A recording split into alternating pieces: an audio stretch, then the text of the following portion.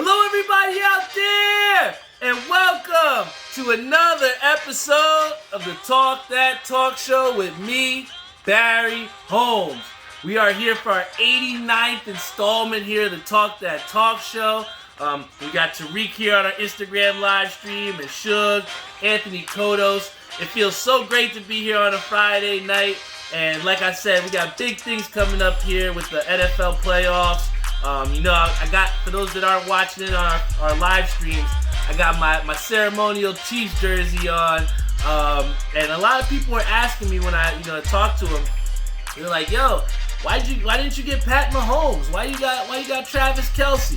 Well, let me tell you something, guys. Travis Kelce has been one of my favorite players on the Chiefs for a long time, and it always seems like, regardless of whether it was Alex Smith or whether it was Patrick Mahomes out there, he was just Mr. Reliable to me, and I just thought that, he always just had such personality every time he got a first down, and, when it came into the new era of winning Chief football, I had to say, Travis Kelce was one of my favorites, and still to this day is, so, when I got my jersey, I had to make sure that I had to go with the Travis Kelce. We're going to get into some NFL talk a little bit later, but, really, today was a little bit odd because, when I first woke up today, I wasn't exactly feeling the most inspired, and I feel like, some days, they're a little bit better than others, but when I really woke up today, I just wasn't really feeling motivated, and, just to even play some games or just do,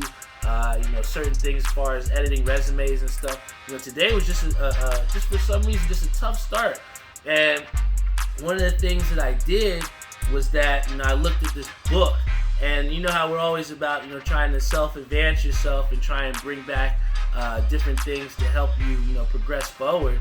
And one of the things that I went back to was this book called The Prophet by Khalil Gibron.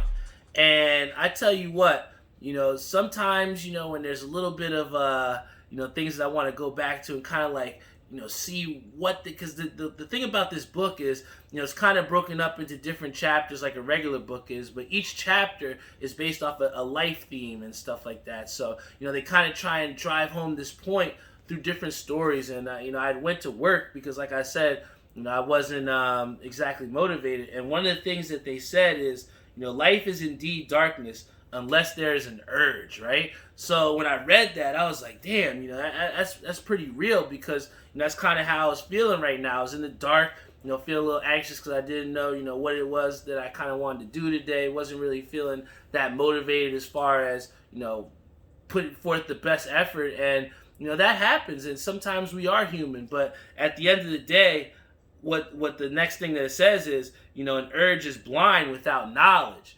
So, realistically, when I looked at those two quotes, it kind of really put things into perspective for me as far as where the direction that I needed to go as far as self-motivating myself. So when I looked and I saw that, it said that, an urge is blind without knowledge, one of the first things that I looked to was Buzzsprout to see some of the statistics as far as this podcast goes. And when I looked at it, I saw that we were 70 downloads away from 10,000 downloads. So, we've said for a long time that, this was a big a goal for me. It was actually one of my first goals as a podcaster. But to see, to get the knowledge that, I was just so close to tackling one of my first goals, it kind of infused me and gave me that light and gave me to be able to shine through that darkness that I was feeling when I first woke up. And then from there, I saw the overwhelming support from some of my other people that supported with some of our, with the releases that I just had. I just re-released the OG1 and the OG2 as a long sleeve. And what happened is, throughout the course of the day, I wound up dropping one off to my boy Stonehead. Shout out to Rob. Selling a couple shirts to my boys. Shout out to Woodsy, Eli, Boom Wells. All those guys that picked up shirts today. And I was able to get, some of the shirts to people. And it kind of infused me in that way too, because it's like, I have a huge responsibility to not only this show, but to myself and to the brand that we've created, because there are people that really look to this show on Friday and look to the merchandise, and to see the looks on people's faces when they were able to get the OG1 LS. My boy Rob, he had me hype. I just wanted to go through a brick wall, and it was crazy because, to see that and to be on the opposite end of the spectrum to where I woke up completely unmotivated, it kind of speaks to how, you really have to center that energy or try and figure out a way to make whatever that you're feeling a little bit positive. And like I said before, we're human and you're going to feel those types of emotions, and some days aren't going to be your best. But, to really look through, and if you're really trying to get through the darkness like it says, you're going to need that urge. And for me, that urge is supporting this podcast, whether it be through different merchandising endeavors, whether it be, coming up with content for this show. Everything encompasses what that urge really represents. And then from there to, kind of figure out what that knowledge is. And for me, the knowledge to get through the darkness was the influence that this show has on people, and just how important that influence is, not only to be positive, but to really to drive home understanding, man. And the crazy thing about it is, like, one of the things that I did earlier this week was I posted a post on Facebook that had like all the different people that have kind of posted pictures or videos in their threads, and we had about 40-50 people in there, and that wasn't even all the pictures that I had. So I tell you what, man, it's it's overwhelming, and you just never know what that feeling of support can do for you, and where that's needed. I shout out to my boy Reese, but he was just so happy just to see that we still had a Bazooka 1 for him and an OG 8 that we had saved for him. So for me, like I said, those types of influences and you can't fake that support. When you have people that are constantly supporting you, and you have multiple people that look in different shapes, sizes, colors, creeds, whatever you want to call it, this show it's separated based off of your support, guys. And I think that's what truly makes this beyond just a show, and really this makes this a movement, man. So I thank each and every one of you for being a part of this movement, because you're part of the reason what gets me motivated in the the darkest of days for me, when I don't feel my best or I don't feel as motivated. So like I said, thank you once again to my boy Reese. Shout out to my boy Cam Butler. He says, can't watch tonight, but I'm watching after work. Thank you so much, Cam. Shout out to Rob Borwegan, Eli Wells, Theo Mahan, Uncle Mickey, Rick Chernowski, Marissa Ortiz, Doc G, Ethan Bayer, Brian Spawn. He said earlier he speaks nothing but facts, so you're going to have to put some facts in the chat here. Shout out to my boy Pasky G. He says, you a cool-ass dude. Always showed me love. That's why I fuck with your show, bro. Good-ass show, too. I appreciate that so much, Pascal. And I tell you what, Pasky, it's the realness and the vulnerability to be myself with you each and every week, which makes me want to be here. And like I said, I wouldn't be here if it wasn't for my sponsors. Shout out to VW Liquors, located in Wick Plaza, Edison, New Jersey. Also want to give a big shout out to Skydye Socks. My boy Savion's doing amazing, incredible things. Want to give a big shout out to 13 and a Half Clothing Company. Like I said, my boy Angelo's doing big things, so you're definitely going to want to hit him up. Also hit up our people over at Air We Are. Jeff Galata's got a great business over there helping people to get their air conditioning and heating needs. So if you need him, please hit him up. Also want to give a shout out to Ink Parlor. They're helping me to put, my OGs into motion. And, if you ever want to get merchandise for whatever it is that you're trying to build for your brand, please hit them up over at Ink Parlor. Shoot me a text. See if I can get you linked up so we can make things happen, right? Then also want to give a shout out to our people over at New York Life, my boy Joe Snow and Maria. They're doing great things to help people get their financial freedom. So, like I said, you definitely want to hit them up, and hopefully they'll put you on the right path to getting that freedom that you're looking for and getting a little bit of flexibility. I know, for some people that are getting these extra stimuluses, or you're getting some different investment money that you might have, you're going to want to hit them up and do the right things with that, right? And then finally want to hit up 91s.com. They got the best acid wash apparel in the game. My boy Cody Bromley. He's doing amazing things, man.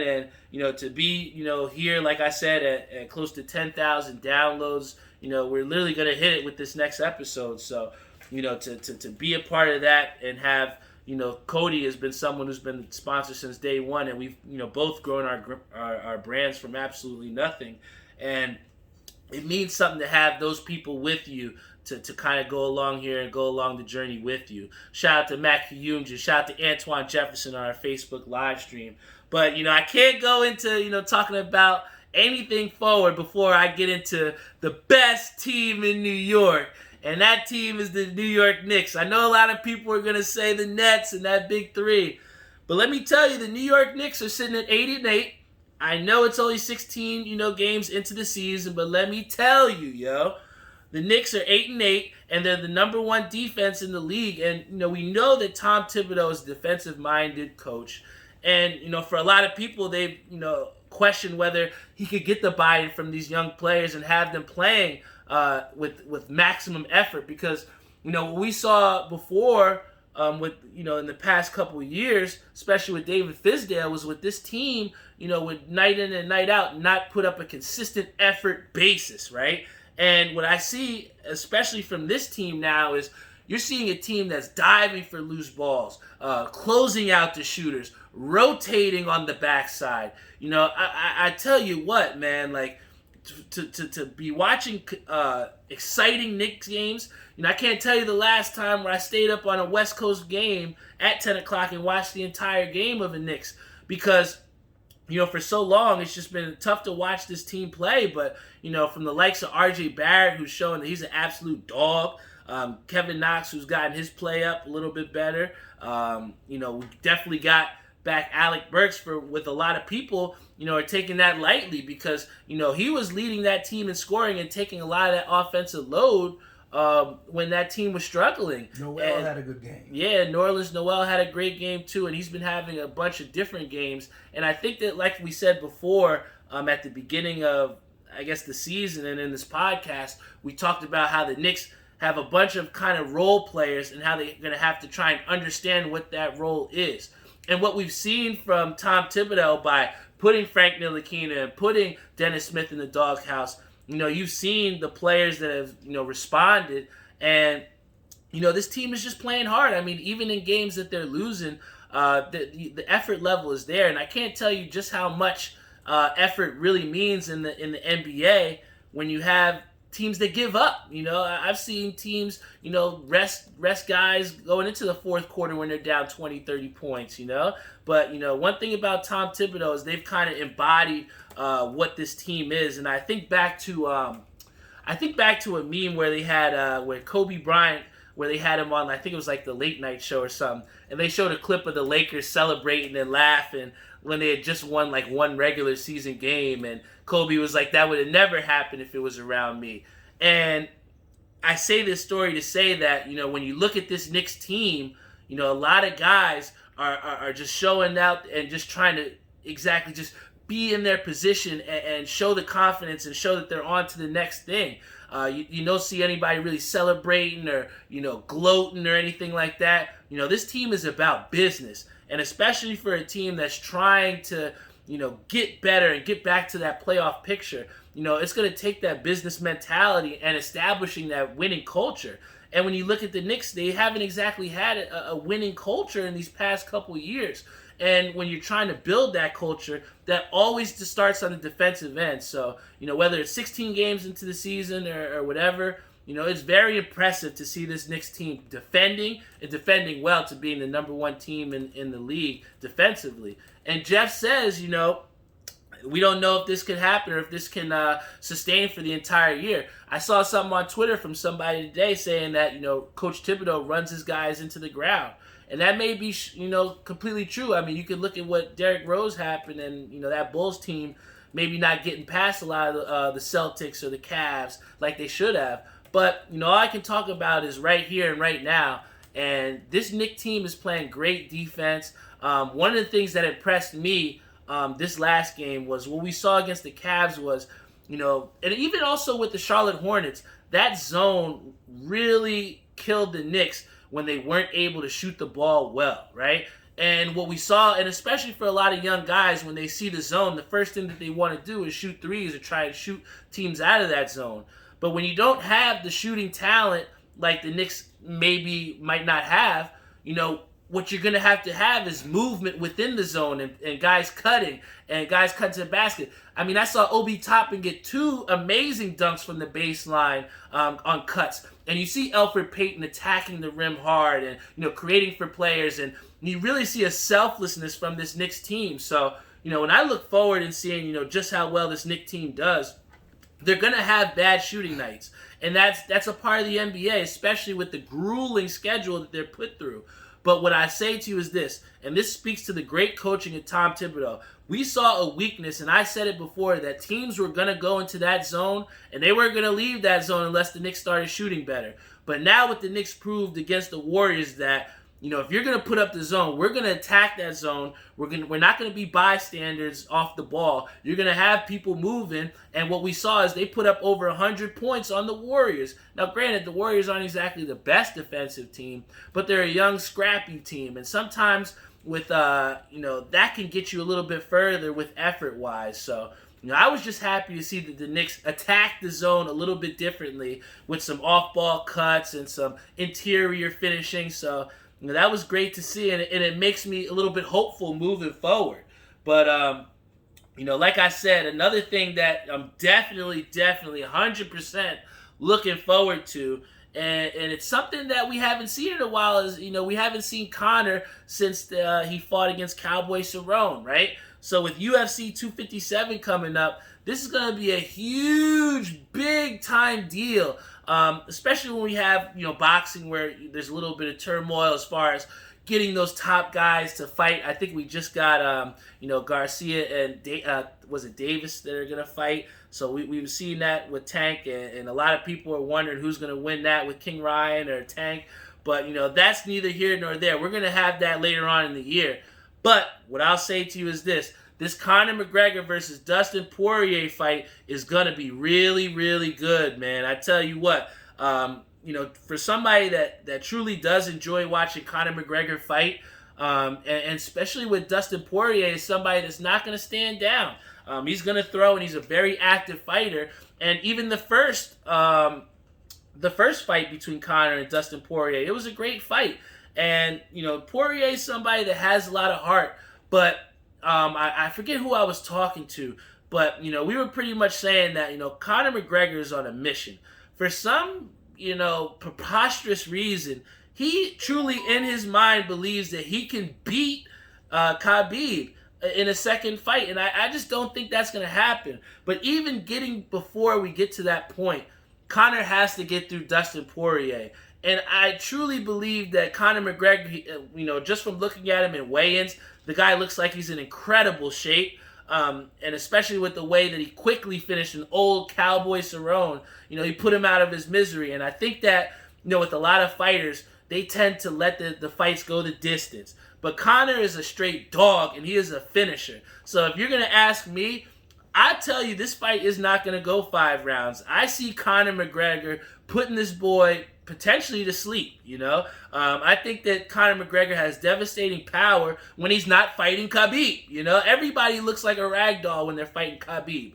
But, the next question to that is, even if Conor does move forward and does beat Dustin Poirier, would Khabib even fight this guy, I think that Khabib, when he announced his retirement, like a lot of people do, he kind of made a decision, out of emotion. The guy just lost his father and probably had a world of emotions going through his body. So, I think, after talking with Dana White, taking a little bit of time to assess things, I truly believe that, he's ready to fight again. I think that he wants to get to 30-0. A lot of people did say GSP, but I think that's a little unrealistic because, that's an old GSP that we're talking about, George St. Pierre. And I think that, even though Khabib has pretty much wiped out the division, for some reason, a second fight with Conor or maybe a new potential fight, a second fight with Poirier, might do a little bit different for him. But, Khabib is just in a class of his own. And really, it's just a matter of, who's going to be next up to get beat by him and who might be ready to take that title when Khabib looks to vacate that. But, as far as right now, I tell you right now, if between Dustin and Conor, I'm going to put my money on Conor McGregor to take care of business. And from there, he's going to potentially set himself up for a second fight with Khabib to get fucking washed. That's what I think is going to happen. But before that happens, and before we get into the last bit, I got to talk about these Kansas City Chiefs. A lot of y'all are doubting us, and they're saying, oh, Buffalo, oh, Josh Allen's potential MVP. They're playing such good defense. But let me tell you something about Arrowhead. That is a tough place to win in the playoffs. And I tell you what, when you have somebody like Travis Kelce, who's as consistent as can be on third down, and anytime with that chunk yardage, you got Tyreek Hill who can blow the top off of defense. You got Markel Hardman who's cutting across, on those slot routes. Even though we don't exactly have our best running back or healthy running back situation, they're still out. Darrell Williams was running hard. I tell you what, this team is destined for greatness. I know there was a big time scare when Pat Mahomes went out. I know he cleared protocols. I can bet my bottom dollar that he'll definitely be playing I think it's either Saturday or Sunday. They're gonna be playing this weekend. But I tell you what, let's not get it twisted. I respect Buffalo as an opponent. I think they're a great team. They've done great things. But when it comes to beating a champion, right? Even in UFC and in boxing, we talk about these championship rounds where games are decided, where you have to come and take it, right? I just truly don't believe that Josh Allen will come and take destiny away from Pat Mahomes. I think that he's going to have, out of anything right now, people are doubting Pat Mahomes, saying that he's not healthy, saying that, this injury is going to be a big devastation to the Kansas City Chiefs team. They're disrespecting us like we're not the defending world champions, and really talking about these Buffalo Bills like they've done something significant. I truly believe that the Buffalo Bills are happy to be in the AFC Championship. It's a great thing to put on their mantle. They won the AFC East. They dismantled the Patriots and did what a lot of AFC teams can't do. But I tell you what, they have met their match when it comes to this Kansas City Chiefs team, because this team is a team of destiny. Even if they go down by 15, 20 points, they'll still come back on you, because our offense is just, it's lethal. There's no other offense in the team in the league like this. And what we saw with the Bills were, even in that last game against the Ravens, they struggled to score. And, I tell you what, 20 points is not going to cut it against the Kansas City Chiefs. It ain't going to cut it. Right, so I think that especially with this Chiefs defense, they're playing a lot better. They're a better defense than what they were last year, I think. And that's going to be the recipe to get them into the Super Bowl. I truly, truly believe that, all the people out there doubting the Kansas City Chiefs are in for a rude awakening. But the big thing that's also is who is Kansas City going to play? And Green Bay or Tampa Bay are deadly teams, because what did we talk about with Buffalo? I said Buffalo cannot outscore the Chiefs if this comes to an offensive battle. Tampa Bay, and I think potentially Green Bay on a great day, they can go toe-to-toe. I mean, Aaron Rodgers arguably is one of the best quarterbacks of our generation. I know Carl's happy to be in the NFC Championship game, but, I feel that Aaron Rodgers has a lot to prove.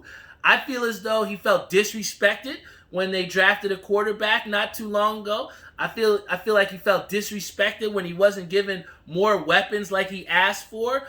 He's got a lot to prove, even having done as much as he's done. I think that a lot of people still doubt his greatness. And really what we saw is that Russell Wilson, even though he was so great for most of that regular season, he's not up to the standard, the par of what Aaron Rodgers has done and what he continues to do.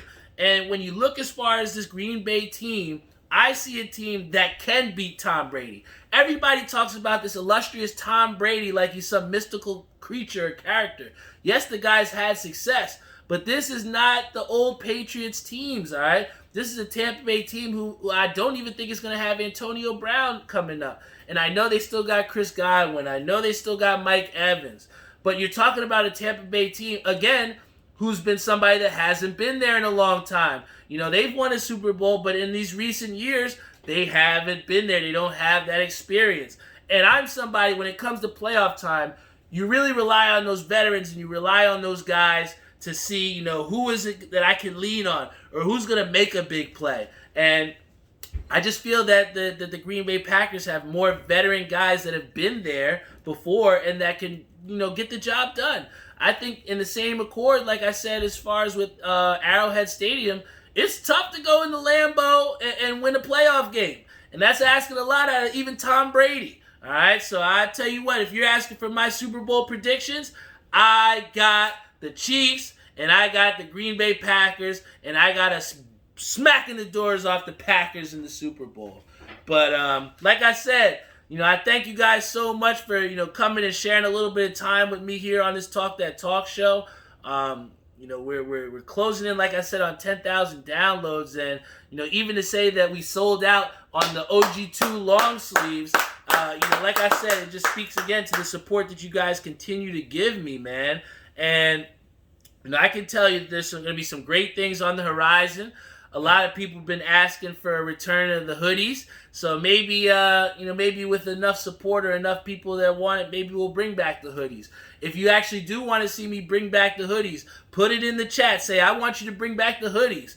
And let's see, maybe if I get about 10 of those, maybe I will bring back the hoodies for the people that didn't get a chance to. Give the people what they want. Dave Stoner says Brady's got plenty of experience too. And that's 100% true, Dave. And that's what's scary. And I think that's what makes, Tampa Bay just 3-point underdogs. And, I'm not, disrespecting the experience that Tom Brady has. But I just think collectively as a whole, and even with the way that Green Bay Packers defense is playing, I just really think that, Green Bay is going to give Tampa Bay a world of hurt, Shout out again to Carl Anthony, Donnie Lee, Jay Alexander, Alvin Baptiste, Timothy Hugel, my brother, Vitamin Z on our Instagram live, Ishabad Crane. Like I said, I got the best fans in the world, man, and, the best friends in the world, and I say that, too, because, at the end of the day, I look to you guys all as, part of my family, man, and, each and every week you spend a little bit of your time on your Friday night to come spend it with me, and I know you could be out doing whatever, it just means the world to me, man. There's a lot of debauchery to be had out there, and, for you to continuously spend your time with me, it means the world. And, like I said, it keeps me motivated and making me want to go out there and put some hoodies out maybe. And maybe re-release some more things in the vault that we have. But, like I said, on the darkest of days, especially on a day like today where I felt just so unmotivated, to have a book like The Prophet by Khalil Gibron, kind of put things into perspective. And, for everybody out there that supports the show to have your support be my light in a dark day, that means the world, bro. And, I thank you guys so much. I really, really do. And that's why I feel so happy to move on to the next thing here, what we have. And obviously, since I got the best sponsors in the world, shout out to VW Liquors. Yeah, baby. We got a nice Brave Horn beer. Now, I like my nice, delicious beers or got a little bit of flavor to them. But let me tell you this. This beer has a Scotch ale, all right? A Scotch ale. I know we've had before some IPAs, some double IPAs. But we're going back to the ales here with a Scotch ale by Bolero Snort Brewery. And this has cranberry and orange peel. Oh my gosh, man. Let me tell you. That sounds like a very delicious combination. My boy Chris Shank Jr. was so hyped yesterday when we bowled. It was dope, man, because we might not have bowled exactly our best. But, for him to get his OG, I think it was like an OG1 LS or OG2 LS, and then for us to still get a win for his team, even when he asked me to sub, I just really look forward to those nights of bowling. And he even says, practice tomorrow. And I'm 100% going to be there at practice because, let me tell you this, guys, and I promise I'll get into the beer review. It is so important to whatever you're doing, whether you're a good video game player, or whether you're great at golf, whether you're great at bowling, whatever it is that you want to do, you gotta practice. And I think that at the beginning of the season, I had struggled in bowling because not only did I not have the reps, because I was in 5 leagues last year to now be in only 1 league, and I was even talking to this about Chris. When you cut down from 5 leagues to 1 league, it is so important to get those practice reps, man. And, like Chris said, he's like, why not us? And that's the type of, mentality that's kind of propelled me forward in my bowling game this season, and why I feel like I've gotten a lot better. I mean, I haven't missed too many 10 pins this year, and that was one of my Achilles heels last year. And I really feel like, going to the DIY practices and going out with my boy Rob Brantley and going with Chris on practice, it's really helped me to get better, to perfect that craft. And I've even been talking to my boy Cam Butler from Virginia that I used to go to school with in Virginia. And I tell you what, just our conversations just about bowling alone and breaking down foot placement and, how we did, and having someone to share our scores with. It's those type of practice, not only just with on the lanes, but even talking about the game that's gotten, us so much better. And, I appreciate all the people that have been a part of, my bowling journey, and as far as, being on that road to getting better. I think last year, when I just first joined the UBA, I didn't even think it was possible for me to be in an unholy tournament. And now, I'm happy to say that I'm going to be bowling in Unholy. And I got a team with Dennis Ward and Elise Banks. Shout out to them. I'm so excited. And then even to be bowling with my brother in a tournament in Lodi coming up. All of that is possible because of the practice and the consistent work that we're putting in. And like I said, it's people like Chris who put in the chat, are we practicing tomorrow? That's the type of people that you want to have around you, and the type of support that you need, because anybody can tell you that you're good and pat you on the back. But it takes somebody to say, hey, you fucking suck, man. We need to go and practice, and we need to work on these 10 pins. And that is what's really going to help you to get better. And that's how I can put out 240, 250 games, and how me and my brother are in the top 10 this part of the season when we couldn't even get out of the basement last season. So all of that comes from hard work. And thank you to everyone like my boy Chris or like Rob that's helped me to practice, to get better in my craft. And that's what I can say to you guys out there too. Whatever your craft is, put in the time, put in the effort, all right? I went golfing, this weekend. I saw that my putting got a little bit better because, when I was out there, I was one of the only people on the course. So I took that time to not just speed through the round, but to take extra swings, to take extra putts, and to try and get better, because I know when my boy Admiral comes, or if I have to go to Pinchbrook, I don't want to look like an ass, all right? I want to start putting some pars on the board and get a birdie up there. So like I said, guys, perfect your craft.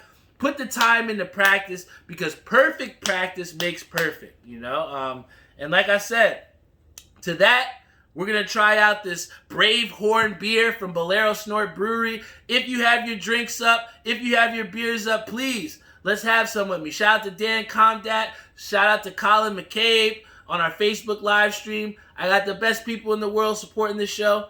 Come see what we all about, baby. Here we go.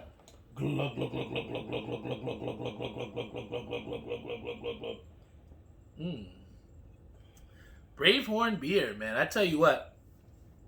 For a beer that's a little bit darker in color, it has a lot more of a lighter taste to it. And I think one of the first things that, when you feel orange peel and cranberry fused together, you think, wow, that's way too many flavors, too many contrasting flavors. I think this beer has a lot of good taste to it, and it was surprisingly smooth. So if you have something that you want to give a try, don't be worried about those two, flavors mixing together like I was, because when it goes down, pause, it's good.